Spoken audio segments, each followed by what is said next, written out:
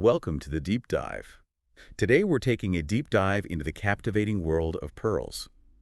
We're going to be exploring a book called An Introduction to Pearl Market Analysis. Oh, this one. It's a real gem. I see what you did there. Well, I couldn't resist. So you're saying it's a good read for anyone who's interested in pearls, not just, industry folks. Absolutely. It's informative and educational, but it's also written in a way that makes it genuinely fascinating to read, even if you're not a pearl expert. It's perfect for professionals in the industry, but anyone with an interest in pearls will find something to enjoy in it.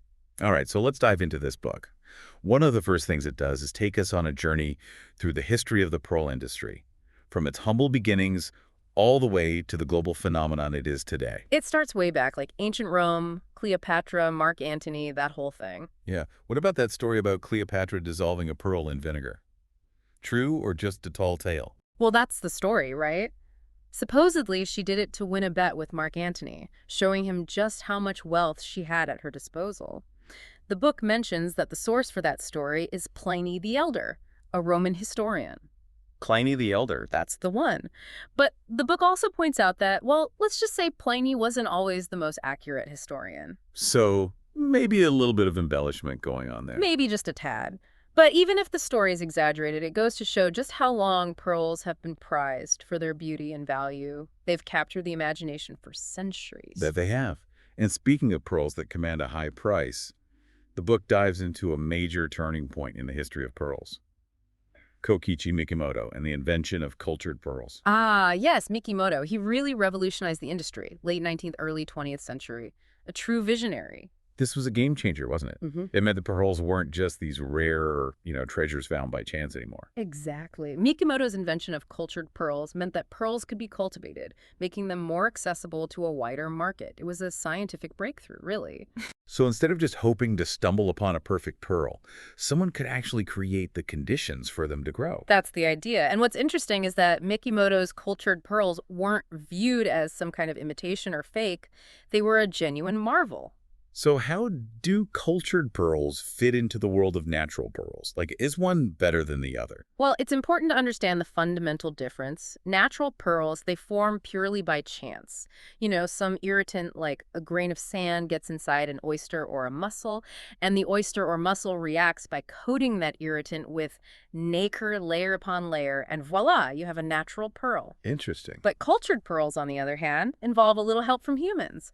We're basically guiding the process along. Ah, so we're giving the oyster a little nudge. You could say that, but the pearl formation itself, that's still entirely natural. So it's like the best of both worlds. You get the beauty of a natural pearl, but with a little more control over the process. Makes sense.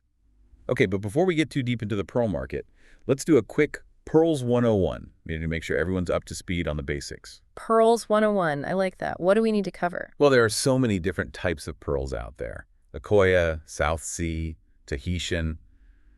It's a lot to take in. It can be, yes. It's almost like learning a new language. The names can be confusing at first. So let's break it down.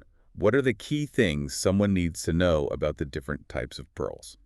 The first thing to understand is the difference we just talked about. Natural pearls, formed completely by chance, and cultured pearls, which are guided by humans.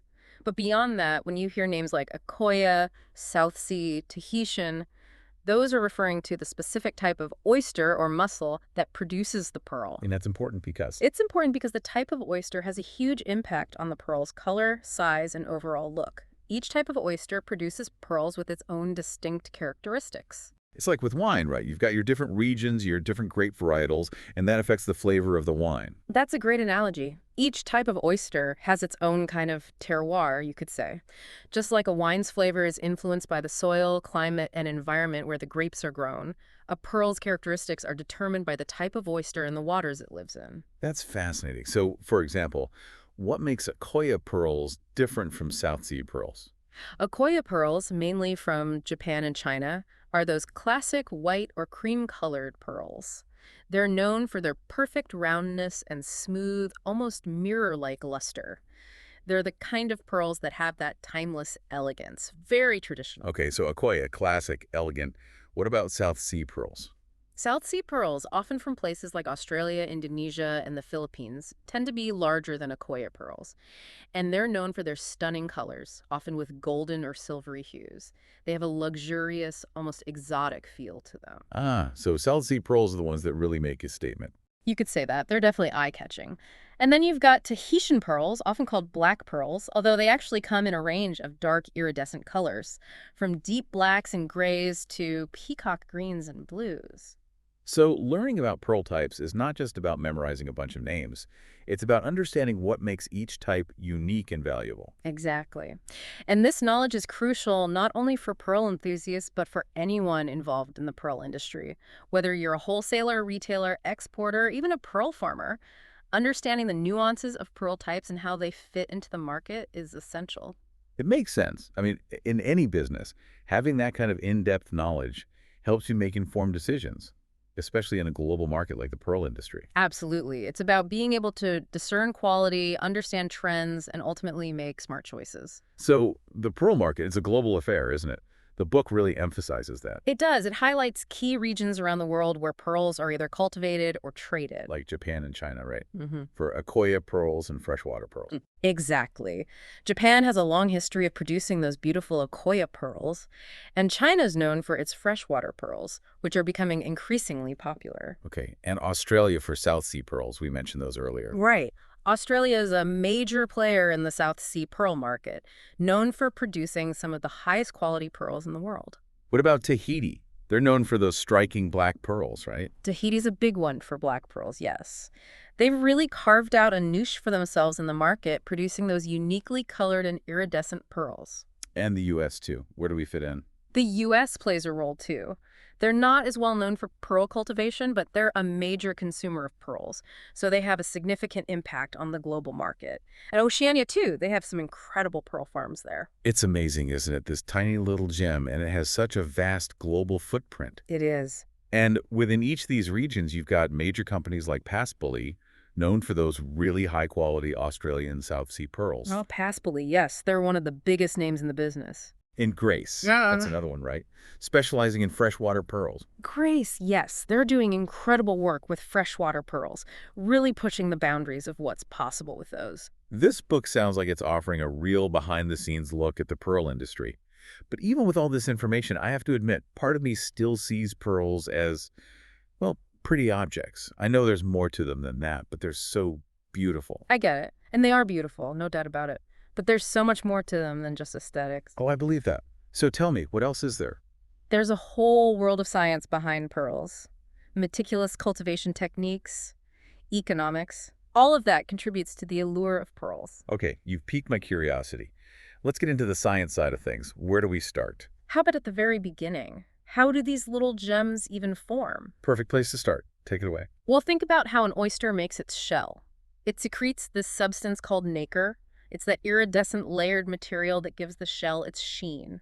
Well, a pearl essentially is a ball of nacre. So all that shine and shimmer, that's nacre. That's nacre. So when something like a grain of sand or even a tiny parasite gets inside the oyster's shell, the oyster reacts by coating it with nacre, layer upon layer. And that's how a pearl is formed. It's like the oyster's trying to protect itself, and in the process, it creates something incredibly beautiful, almost like a defense mechanism gone glam. That's a great way to put it. It's like turning an irritant into a treasure. Nature's pretty amazing, isn't it? It really is. And it gets even more interesting when you start to look at the role of genetics. The specific type of oyster, its genetic makeup, that has a huge impact on a pearl's size, shape, color, and luster. Oh, I bet. So that's why Akoya pearls are famous for being perfectly round, right? While those Baroque pearls have those interesting kind of free-form shapes. You got it. Genetics plays a big role in that. It's like how different dog breeds have certain predictable traits. Exactly. Each breed, or in this case, each type of oyster, has certain characteristics that are passed down through its genes. This is blowing my mind a little bit. So, pearls aren't just randomly popping out of oysters left and right, are they? There's a human element to this whole pearl-making process. Oh, absolutely. There's a whole world of pearl cultivation, and it's a meticulous process. The book goes into detail about the various techniques used. Okay, give me an example. What's one way pearls are cultivated? Take floating raft cultivation, for instance. It's primarily used for freshwater pearls. Imagine large rafts or frames floating on lakes or rivers with mussels attached, just gently swaying in the current. I can picture it, kind of like a serene scene from a nature documentary. Right, it's beautiful. Yeah. But it also shows how deeply connected pearl cultivation is to the natural world. It's a reminder that we're not just talking about objects, we're talking about living creatures and their environment. Exactly. And the book emphasizes how important environmental factors are to pearl farming. Things like water quality, temperature, even storms can have a big impact. I bet. So it's not just about the skill of the pearl farmer, it's about working with nature. That's a great way to put it. And there's a growing emphasis on sustainable practices within the pearl industry. It's about ensuring the health of those oysters and the ecosystems they inhabit. Okay, so we've looked at pearls from the oyster's perspective and from the farmer's perspective. What happens next? Once the pearls are harvested, do they go straight to the jewelry store? Not quite. There's a whole downstream process, a whole market that most people never even think about, Like what? like the grading process.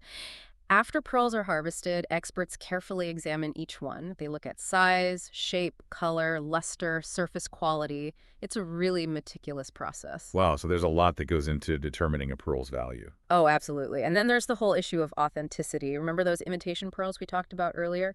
There are specialized instruments used to test pearls and make sure they're genuine. So it's like Pearl CSI, making sure those high prices are reflecting real value. Exactly. You want to make sure you're getting what you pay for. Makes sense. So once they've passed all the tests, where do they go?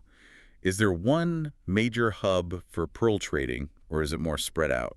Pearl consumption is a global affair. The book dives into all the different regions where pearls are in high demand. The Asia-Pacific region, for example, with countries like China and Japan, they have a deep cultural connection to pearls, so they're major markets. So it's not just about who's producing the pearls. It's about who's buying them and why. And that could be influenced by all sorts of things. Tradition, fashion trends, even economic conditions. Exactly. Understanding those cultural nuances is key to understanding the pearl market. This is so fascinating. We've barely scratched the surface, and I feel like I've learned so much already.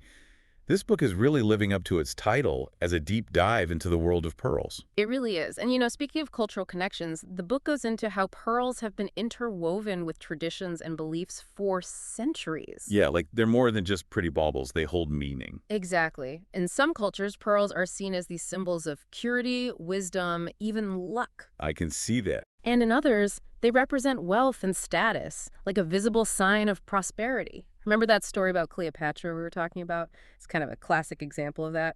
Pearls as a display of power. Oh, yeah. And all those stories about ancient rulers being buried with their most valuable possessions.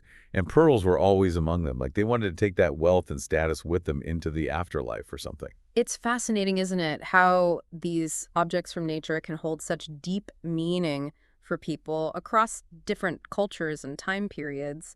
It is. But it's not just those ancient traditions that are shaping the pearl market today, right? I mean, fashion trends have a huge influence too. Oh, absolutely. What's in style, what's on the runway, that has a huge impact on which pearls are popular at any given time. And there's so many different pearl shapes to work with too. We talked about round pearls, but then there are Baroque pearls, button pearls, drop pearls. I bet those come in and out of style just like clothing does. You're exactly right. Each shape kind of lends itself to different jewelry styles. Round pearls, they're the classic, timeless choice. But those button-shaped pearls, the ones that are slightly flattened, they're really popular for earrings because they sit so nicely against the earlobe. Right, I can see that. And then you have those elegant teardrop-shaped drop pearls, which are beautiful for pendants or in necklaces. Exactly. So knowing your pearl shapes, it's kind of like knowing your cuts of diamonds. It's not just about size, it's about the shape, how it interacts with light, how it looks when it's worn. So shape is important, but so is luster, right? That's Yeah. one of the things that determines a pearl's quality and value. A pearl can have a great shape and a beautiful color, but if it's dull, it just doesn't have that same wow factor. You're absolutely right. Luster is all about that inner glow. That way a pearl reflects light. The more lustrous a pearl is, the more valuable it is. And that luster, that comes from the nacre, right? The layers of nacre inside the pearl. That's it. The smoother and more uniform those layers of nacre are, the more lustrous the pearl will be. The book describes it as the pearl's inner beauty shining through, which I think is a lovely way to put it. It is. And I read that lots of things can affect a pearl's luster. Not just the type of oyster, but things like the oyster's health, the environment it was grown in, even the techniques used after harvesting. It's true. There are so many factors that come into play. It's really quite remarkable how much care and attention goes into producing a truly high-quality pearl. It's not just a matter of plucking them out of the ocean, that's for sure. Okay, so we've touched on history, science, culture, fashion. What else do we need to know about this pearl market? Well, the book covers a lot of ground, so we could go on and on. But one thing we haven't really talked about is the role of social media in the pearl world these days. Oh, interesting. I wouldn't have thought of that. Like how influencers on Instagram or TikTok are affecting pearl trends? It's a big deal. Think about it. A celebrity wears a certain pearl necklace on the red carpet, or a popular influencer features a specific pearl brand on their Instagram, and suddenly everyone wants those pearls. I've seen that happen with clothes and makeup, so I can definitely see it happening with pearls too. Like Yeah. suddenly everyone wants those Baroque pearl earrings or those oversized South Sea pearl pendants. Exactly. So it's really interesting to see how those traditional cultural influences we were talking about are merging with modern marketing trends and social media. It's adding this whole new layer of complexity to the market. It's like tradition meets the 21st century. Okay, so we've got history, science, culture, fashion, social media, anything else. Let me think. We've covered a lot, but one thing we haven't talked about yet is the environmental impact of pearl farming.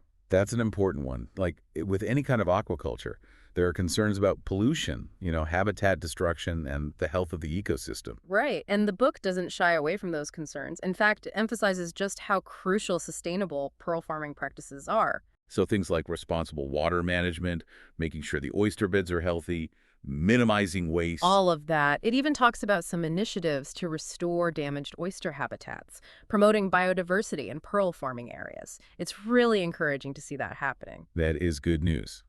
It sounds like the pearl industry is becoming more aware of its environmental footprint, and more importantly, taking steps to minimize its impact. They are, which is great. And consumer demand is a big part of that shift. More and more, people want pearls that are not only beautiful, but also ethically sourced and environmentally friendly. It's like the whole conscious consumerism movement. People want to feel good about what they're buying, not just in terms of how it looks, but also in terms of its impact. Exactly. And that's creating this really positive feedback loop. Consumers are demanding more sustainable practices, which is pushing the industry to become more responsible. It's a win-win. Good for the planet, good for the industry.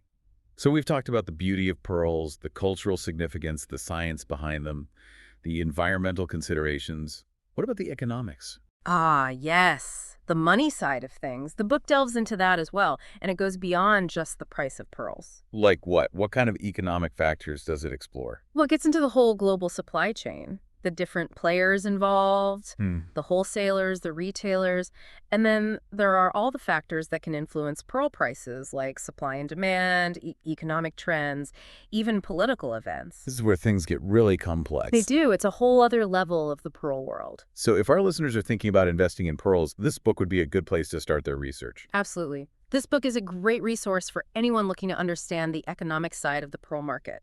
Whether you're a seasoned investor or just starting to explore the world of pearls, you'll find valuable insights in this book. It's amazing how this one book covers so much ground. We've gone from ancient history to modern-day economics, all through the lens of this tiny little gem. It really highlights how interconnected everything is. You can't separate the history of pearls from the science or the economics. It's all part of the same story. It's like we've been weaving together all these different threads to create this tapestry of the pearl world. I love that analogy. And like any good tapestry, it's rich with detail and full of surprises.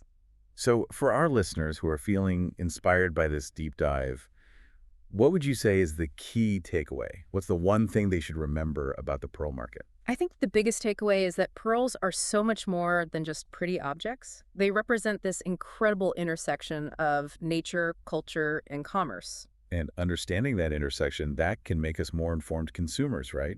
We can appreciate the artistry behind pearl cultivation, and we can be more aware of the impact our choices have on the environment and on communities around the world. Absolutely. It's about seeing the bigger picture. And for anyone interested in the business side of pearls, this book offers a glimpse into an industry that's full of opportunity. But like any industry, it also has its challenges. True, there are always challenges to overcome, but that's part of what makes it interesting, right? I guess so. like figuring out how to navigate economic downturns, which can definitely affect luxury markets like pearls. And then there's the rise of those synthetic pearls, which are becoming more and more difficult to distinguish from natural pearls. That's a big one. Technology is getting incredibly sophisticated, and it's getting harder to tell the difference between natural and synthetic pearls just by looking at them. So how do you know what you're getting? That's where the knowledge comes in, understanding the different types of pearls, the cultivation methods, the grading system. All of that helps you make informed choices. And knowing the story behind the pearl, right? Yeah. Where it came from, how it was cultivated. Exactly. That adds a whole other level of value and appreciation. It's like the difference between buying a print of a famous painting and owning the original artwork. The print might look very similar, but the original has this unique history, this inherent value that can't be replicated. That's a perfect analogy, and I think that's something that more and more consumers are looking for these days. They want that authenticity, that connection to something real and meaningful. So it's not just about buying a pretty necklace anymore. It's about knowing the story behind it. That's right. It's about making conscious choices as consumers. And this book, An Introduction to Pearl Market Analysis, this can help people make those choices, right? It absolutely can. It provides the knowledge and the insights that both consumers and businesses need to navigate the evolving landscape of the pearl world. It's like a roadmap to making more ethical and sustainable choices. A pearl roadmap. I love that. Well, this deep dive has been truly eye-opening. I feel like I've gone from pearl novice to at least pearl enthusiast. I've learned a lot too. It's always fascinating to explore a topic in depth and uncover all those layers of complexity and beauty that we might not have even known existed before. It's like finding hidden treasure, isn't it? And not just in the pearls themselves, but in the knowledge we've gained along the way. That's a great way to put it, and I think the author would agree. The real treasure is the journey of discovery itself, the learning and exploration that come with diving deep into any subject. Okay, so before we wrap up, what's one final thought? One pearl of wisdom you can leave our listeners with? Let me see. If I could leave you with one thought, it would be this. The next time you see a pearl, whether it's in a piece of jewelry, a museum, or even just a picture, remember that it's more than just a beautiful object. It represents history, nature's artistry, and the human desire for beauty and connection. And who knows, maybe this deep dive has even sparked a new passion for pearls in some of you. And if it has, you know where to find us right here on the Deep Dive, where we're always ready to explore new depths of knowledge and uncover those hidden gems of information. Until next time, happy diving. That was a really great point about the value of knowing the story behind a pearl. It's like it gives it that extra something special. You know, before we completely wrap up, I did have one more question. We've talked about natural pearls and cultured pearls and even those synthetic ones. All right. But the book also mentions something called Keshi pearls. What are those all about? Ugh, Keshi pearls. They're kind of a fascinating little quirk of the pearl world. So you know how with cultured pearls, a bead is implanted into the oyster to kickstart that whole nacre secretion process? Right, we talked about that. Well, sometimes an oyster will actually reject that bead. It's like, nope, not having it. But even though it rejects the bead, it can still produce nacre, and that nacre, it can form into these free-form, irregular pearls. And those are Keshi pearls. So they're kind of like a happy accident, a little surprise from the oyster. That's a great way to put it. They weren't planned, but they're still beautiful and valuable. In fact, a lot of jewelry designers really love working with Keshi pearls because they have such unique shapes and often a really intense luster. It's like they add this touch of whimsy and organic beauty to a piece. I can see that. It's like instead of trying to control nature completely, we're embracing those little imperfections, those unexpected turns. And sometimes those imperfections are what make something truly special, right? Absolutely. Well, this whole deep dive has been full of surprises. I feel like I had no idea how much there was to learn about pearls. Right. They seem so simple at first glance, but there's this whole world of complexity and history behind them. It's amazing what you can find when you take a closer look. I think that's a great takeaway from this whole conversation. Whether it's pearls or anything else that piques your interest, it's always worth taking that deep dive, you know? You never know what you might discover. Couldn't agree more. And I think our listeners are going to be pretty amazed by all the things we've uncovered today. I hope so. I know I've enjoyed diving into this topic with you. Likewise, it's been a real pleasure. So for our listeners who are feeling inspired, where should they go to learn more? Well, if you're looking for a comprehensive and engaging look at the world of pearls, I highly recommend checking out An Introduction to Pearl Market Analysis. Whether you're a seasoned pearl enthusiast or you're just starting to explore this fascinating world, this book is a great resource. It's definitely been a fascinating journey for us. Well, that brings us to the end of another deep dive. As always, we appreciate you joining us as we explore new depths of knowledge and uncover those hidden gems of information. Until next time, happy diving.